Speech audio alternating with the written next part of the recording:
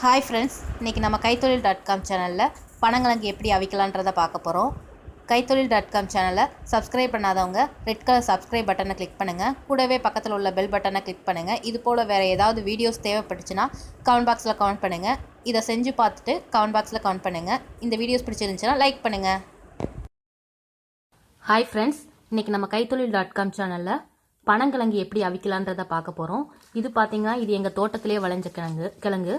இப்போ பார்த்தீங்கன்னா இந்த பனங்கிழங்குல பார்த்தீங்கன்னா உங்களுக்கு எப்படி விளைஞ்ச கிழங்குன்றதை கண்டுபிடிக்கிறதுக்கு நான் சொல்கிறேன் பாருங்கள். இப்போ இந்த கிழங்குல பார்த்தீங்கன்னா உங்களுக்கு சின்ன சைஸ் கிழங்கு நான் எடுத்து வச்சுருக்கேன் பாருங்கள். இந்த மாதிரி சின்ன சைஸில் இருந்துச்சுன்னா அந்த கிழங்கு பார்த்தீங்கன்னா நமக்கு விளையாத கிழங்குன்னு சொல்லுவாங்க. பார்த்திங்கன்னா இந்த மாதிரி இருக்கும் விளையாத கிழங்குனா. இப்போ நல்ல விளைஞ்ச கிழங்குன்னு பார்த்தீங்கன்னா இந்த மாதிரி குண்டாக இருக்கும். இந்த இடத்துல பார்த்தீங்கன்னா குண்டாக இருக்கும். இப்போது நான் பனங்கிழங்க இந்த மாதிரி க்ளீன் பண்ணி எடுத்து வச்சுருக்கிறேன். உங்களுக்கு க்ளீன் பண்ணுறதுக்காக நான் ஒன்று எடுத்து வச்சுருக்கேன், ஒரு பீஸ். பார்த்திங்கன்னா இந்த மாதிரி கிழங்கு வந்து நமக்கு இப்படி தான் கொடுப்பாங்க. நீங்கள் பார்த்திங்கன்னா இங்கே இருக்குது பார்த்தீங்களா, இதை இப்படி பிரிக்கணும். இது பார்த்திங்கன்னா நம்ம சுகர் இது சாப்பிட்டா சுகர் வரவே செய்யாது. இந்த கிழங்கு நல்லது உடம்புக்கு. இந்த மாதிரி க்ளீன் பண்ணி எடுத்துக்கோங்க. க்ளீன் பண்ணிவிட்டு இந்த மாதிரி க்ளீன் பண்ணிவிட்டு நமக்கு இந்த பெரிய சைஸில் நீட்டமாக இருக்குது பார்த்தீங்களா, இந்த குச்சி மாதிரி இருக்குது பார்த்தீங்களா, இது நம்ம சாப்பிட மாட்டோம். இந்த பகுதி நமக்கு தேவையில்லை. அதை வந்து சிசரால் கட் பண்ணி விட்ருங்க. இந்த மாதிரி கொஞ்சம் ஷேப்புக்கு கட் பண்ணி விட்ருங்க. இப்படி கட் பண்ணிடுங்க.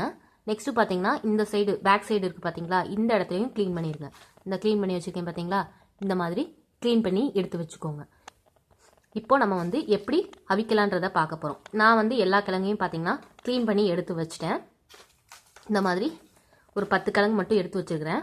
இப்போ நம்ம எப்படி பண்ணலான்றதை பார்ப்போம்.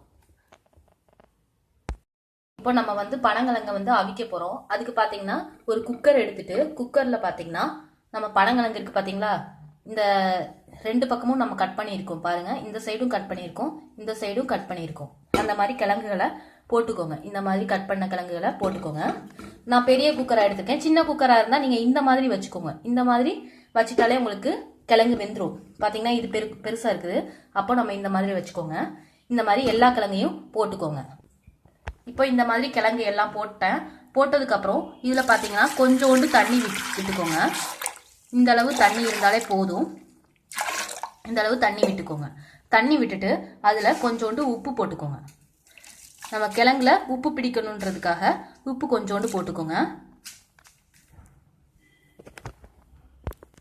உப்பு போட்டதுக்கப்புறம் கொஞ்சோண்டு மஞ்சள் தூள். அவ்வளோதான்.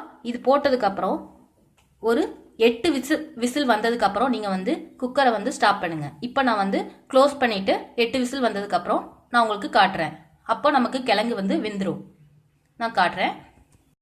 பார்த்தீங்கன்னா 8 விசில் வந்துருச்சு. இப்போ வந்து வெயிட்டை எடுத்துட்டு நம்ம வந்து குக்கரை ஓப்பன் பண்ணி பார்க்க வேண்டியதுதான். இப்போ பாருங்கள், நமக்கு வந்து கிழங்கு ரெடி ஆயிடுச்சு. பாருங்கள், இந்த மாதிரி எடுத்து நீங்கள் வச்சுக்கோங்க. நம்ம வந்து மஞ்சள் போட்டிருந்தோம் பார்த்தீங்களா, அதனால தான் நமக்கு கிழங்கு வந்து மஞ்சள் கலரில் இருக்குது. இல்லைனா நீங்கள் மஞ்சள் போடாமலும் பண்ணலாம். உங்களுக்கு கிழங்கு பார்த்தீங்கன்னா அதே கலரில் இருக்கும். இப்போ இந்த மாதிரி கிழங்கு ரெடி ஆயிடுச்சு. இதை நீங்கள் வந்து இதை 2ஆ பிரிச்சுக்கோங்க. பிரிச்சுட்டு நமக்கு உள்ள நரம்பை எடுத்துட்டு நம்ம வந்து சாப்பிடலாம். இந்த மாதிரி நீங்கள் செஞ்சு பார்த்துட்டு எங்களுக்கு கமெண்ட் பண்ணி சொல்லுங்கள். கைத்தொழில்.com சேனலை மறக்காமல் சப்ஸ்கிரைப் பண்ணுங்கள். சப்ஸ்கிரைப் பண்ணிவிட்டு கூடவே பக்கத்தில் உள்ள பெல் பட்டனை கிளிக் பண்ணுங்கள். இது போல் வேறு ஏதாவது வீடியோஸ் உங்களுக்கு தேவைப்பட்டுச்சுன்னா கமெண்ட் பாக்ஸில் கமெண்ட் பண்ணி சொல்லுங்கள். இந்த வீடியோஸ் உங்களுக்கு பிடிச்சிருந்துச்சுன்னா லைக் பண்ணுங்கள். இது செஞ்சு பார்த்துட்டு எங்களுக்கு கமெண்ட் பாக்ஸில் கமெண்ட் பண்ணுங்கள். Thank you so much. இந்த பனங்கிழங்கு பார்த்திங்கன்னா வருஷத்தில் 2 மாதம் மட்டும்தான் மேக்ஸிமம் கிடைக்கும். பார்த்திங்கன்னா ஜனவரி மந்த் நமக்கு கம்பல்சரி கிடைக்கும் பொங்கல் சீசனில். இந்த பனங்கிழங்குல பார்த்திங்கன்னா சாப்பிட்டோன்னா நம்ம பரம்பரைக்கே சர்க்கரை நோய் வராது. பார்த்திங்கன்னா இந்த கிழங்கு சாப்பிட்டு பாருங்கள். இதில் வந்து நார்ச்சத்து வந்து நிறையா இருக்குது. பித்த நோய் இருக்கிறவங்க இதை சாப்பிட்டிங்கன்னா 4 அல்லது 5 மிளகு வந்து வாயில் போட்டிங்கன்னா உங்களுக்கு அது சரியாயிரும். பித்த நோய் உள்ளவங்க கொஞ்சம் கம்மியாக தான் இதை சாப்பிடுவாங்க. இந்த டிப்ஸை நீங்கள் கொஞ்சம் ஃபாலோ பண்ணுங்கள். கைத்தொழில்.com சேனலை சப்ஸ்கிரைப் பண்ணுங்கள். இது போல் வேறு ஏதாவது வீடியோஸ் தேவைப்பட்டுச்சுன்னா கமெண்ட் பாக்ஸில் கமெண்ட் பண்ணுங்கள், லைக் பண்ணுங்கள். Thank you so much.